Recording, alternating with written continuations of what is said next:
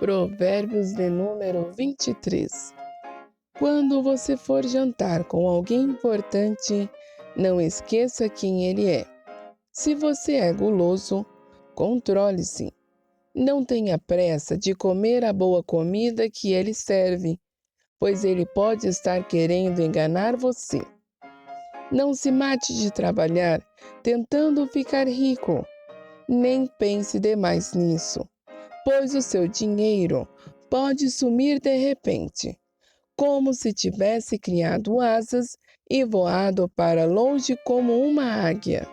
Não coma na casa de um homem miserável, nem tenha pressa de comer a boa comida que ele serve. Come um pouco mais, diz ele, mas não está sendo sincero. O jeito dele fará com que você fique enjoado. Você vomitará o pouco que comeu, e todos os seus elogios ficarão desperdiçados. Não perca tempo falando com um tolo, porque ele desprezará a sua conversa inteligente. Não mude de lugar uma divisa antiga, nem tome posse de terras que pertencem a órfãos. Deus é o poderoso defensor dos órfãos e defenderá a causa deles contra você. Preste atenção no que lhe ensinam e aprenda o mais que puder. Não deixe de corrigir a criança. Umas palmadas não a matarão. Para dizer a verdade, poderão até livrá-la da morte. Meu filho, se você se tornar sábio, eu ficarei muito feliz. Eu me sentirei orgulhoso quando ouvir você falar com sabedoria. Não tenha inveja dos pecadores. Procure respeitar e obedecer a Deus todos os dias da sua vida. Assim, o seu futuro será brilhante e você não perderá a esperança. Escute, meu filho, seja sábio e pense seriamente na sua maneira de viver.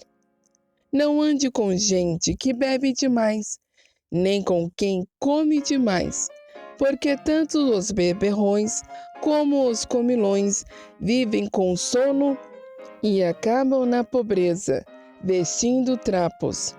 Escute o seu pai, pois você lhe deve a vida, e não despreze a sua mãe quando ela envelhecer.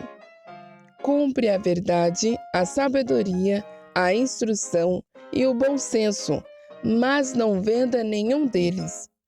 O pai que tem um filho correto e sábio ficará muito feliz e se orgulhará dele. Faça que o seu pai se alegre por causa de você. Dê à sua mãe esse prazer. Meu filho, preste bem atenção no que eu digo e siga o exemplo da minha vida. As prostitutas e as mulheres imorais são uma armadilha perigosa e sem saída. Como um ladrão, elas esperam pelas suas vítimas e tornam muitos homens infiéis. Quem é que grita de dor? Para quem são as tristezas? Quem é que vive brigando e se queixando? Quem é que tem os olhos vermelhos e ferimentos que podiam ter sido evitados? É aquele que bebe demais e anda procurando bebidas misturadas. Não fique olhando para o vinho que brilha no copo, com a sua cor vermelha, e desce suavemente, pois no fim ele morde como uma cobra venenosa. Você verá coisas esquisitas e falará tolices. Você se sentirá como se estivesse no meio do mar, enjoado, balançando no alto do mastro de um navio. Então você dirá: alguém deve ter batido em mim. Acho que levei uma surra, mas não lembro. Por que não consigo levantar? Preciso de mais um gole. Vamos a mais uma reflexão sobre Provérbios de número 23. A pessoa que age com compulsão ou com excessos demonstra que o seu emocional está abalado. Você já ouviu falar daquela pessoa que muitas das vezes passou por um momento de privação de alimento na infância e hoje, quando essa pessoa tem oportunidade, ela vai e compra até o que não consome, ou faz uma compra tão grande que acaba estragando algumas coisas. Tudo em excesso faz mal. Todo ser humano precisa procurar ter equilíbrio, seja no seu modo de viver, no seu modo de consumir. Em um determinado reino, havia um jovem que era o único herdeiro do reinado do seu tio. Ele queria comer o tempo todo. Se ele estava feliz, ele ia e atacava a cozinha. Se ele estava triste, ele também queria comer. Mas, por ele ser ainda jovem e não era ainda o rei, ele tinha limites que alguns servos colocavam nele, para o seu próprio bem. Porém, ele não entendia aquilo ali como um ato de carinho e respeito. Ele entendia aquilo como uma afronta. Quando seu tio veio a falecer, ele trocou todos os funcionários da cozinha e ele disse: Agora que eu sou rei, vou comer tanto que eu quiser, tudo que eu quiser, a hora que eu quiser. E ali, ele sentava ali no trono e pedia que fosse servido. E era todo tipo de comida, doce, salgada, tortas, bolos, assados. E aquele jovem foi crescendo e engordando, até que começou a se locomover com dificuldade. Ficava mais cansado, desanimado. As coisas do reino que precisavam de sua autorização. Começou a terceirizar o serviço e num determinado dia, ele com muito esforço conseguiu se encaixar no seu trono. Porém, comeu mais um pouco e ali, quando ele decidiu que era hora de se levantar e ir para a cama, não conseguia sair do trono. E naquele momento ele chama os seus súditos e todo mundo tenta tirar o rei do trono e não consegue. E o trono era feito de ouro, cheio de detalhes, desenhos lindos. E então, até que um servo tem uma ideia. Eu acho que teremos que chamar o ourives e derreter o trono. E então o rei ficou desesperado, porque ele falou: se derreter o ouro, vai me queimar. E foi realmente isso que aconteceu. Precisou derreter o trono para tirar o rei dali. E ali o rei ficou muito ferido e veio a falecer. Ou seja, ele tinha liberdade para comer a hora que quisesse, a quantidade que quisesse, porque agora era o rei. Porém, ele não entendia que os limites que lhe foi passado não foi para prejudicá-lo, e sim para cuidar dele. Às vezes nós não entendemos os momentos difíceis, as situações difíceis, os não que recebemos, mas até os não contribuem para o nosso conhecimento. Você escuta os mais velhos? Com quem você se aconselha? Você se aconselha com adolescentes, com jovens, com pessoas imaturas, com pessoas que muitas das vezes não têm boas experiências para passar para você? Ou às vezes você consulta o que diz no Google, você pesquisa lá e você acredita naquilo que te respondeu ali, ou na inteligência artificial, que é o assunto do momento. Conta-se uma história de um príncipe que gostaria de se casar. E então a sua mãe tem uma ideia. Vamos fazer um convite para as moças do reino.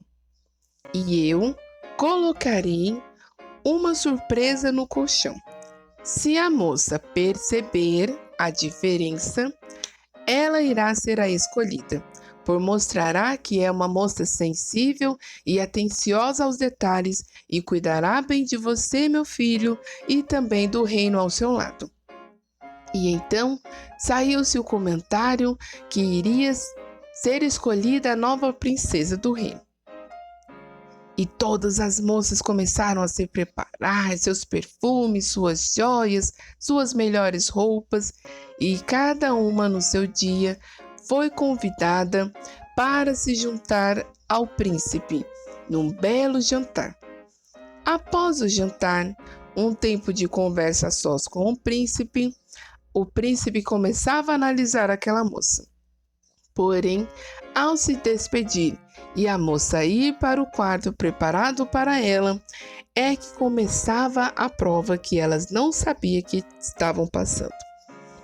Naquele momento, a rainha pedia para os servos: coloque uma pequena semente no último colchão. E todas as moças do reino foram passando e ninguém percebia. No outro dia, o príncipe perguntava: como foi a sua noite? Você dormiu bem? Maravilhosamente bem. Eu não vi nada, foi muito bom. A cama estava excelente, os cobertores também. Então, quando o príncipe recebia essa resposta, ele sabia que aquela candidata havia sido eliminada. Porém, o príncipe já estava perdendo as esperanças, até que apareceu uma moça simples. Não parecia ter muitas joias, roupas muito finas, mas ela havia aparecido. E como as demais, o príncipe a tratou com toda a educação e respeito. Ali eles dançaram após o jantar, conversaram e se despediram para dormir.